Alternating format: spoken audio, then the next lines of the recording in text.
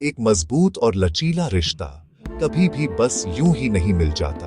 यह एक सक्रिय इकोसिस्टम है जिसे एक दूसरे की कमजोरियों, वल्नरेबिलिटीज की रक्षा करने के दैनिक अनुशासन के माध्यम से बनाया जाता है, और जब यह टूट जाता है तो बड़ी मेहनत से इसे फिर से बनाया जाता है।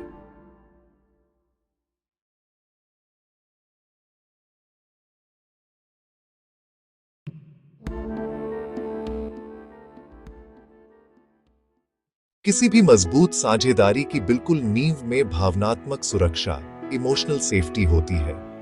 प्यार के सही मायने में फलने फूलने से पहले मस्तिष्क को यह जानना आवश्यक है कि उसे एक सुरक्षित ठिकाना मिल गया है, बाहरी दुनिया से बचने की एक जगह, न कि कोई और युद्ध का मैदान। इसका मतलब यह भरोसा होना है कि आपके सबसे गहरे डर और असुरक्षाओं को पूरी सावधानी के साथ रखा जाएगा और विवाद के क्षणों में कभी भी हथियार के रूप में इस्तेमाल नहीं किया जाएगा।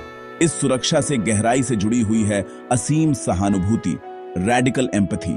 यह सक्रिय और निरंतर प्रयास है कि आप अपने साथी की जगह खुद को रखकर उनके नजरिए को समझें और उनकी भावनात्मक वास्तविकता को सही माने, भले ही वह सीधे तौर पर आपकी अपनी सोच से टकराती हो। उस नींव को बरकरार रखने के लिए एक रिश्ता काफी हद तक निरंतर विश्वसनीयता पर निर्भर करता है।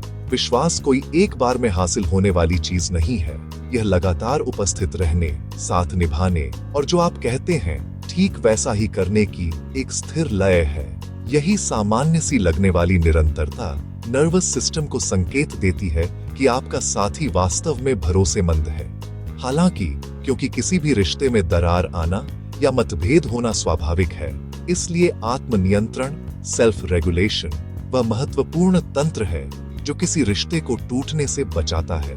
अपने खुद के गुस्से को प्रबंधित करने, ट्रिगर होने पर थोड़ा रुकने और रक्षात्मक, डिफेंसिव होने से पीछे हटने की क्षमता यह सुनिश्चित करती है कि असहमति विनाशकारी न बने।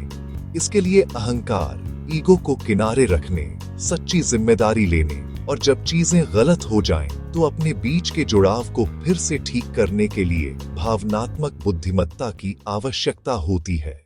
अंततः रिश्ते तब पनपते हैं जब दोनों व्यक्तियों को लगता है कि वे एक ही कहानी लिख रहे हैं। एक साझा कहानी बनाने का मतलब है कि आपके मूल मूल्य एक समान हो और आप एक साथ मिलकर समस्याओं से निपटें।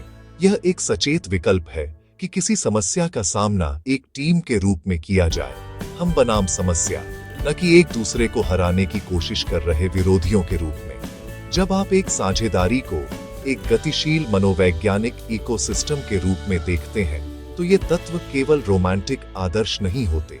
ये वो जानबूझकर किए गए दैनिक अभ्यास होते हैं जो आपके जुड़ाव को सुरक्षित, लचीला और गहराई से जोड़े रखते हैं।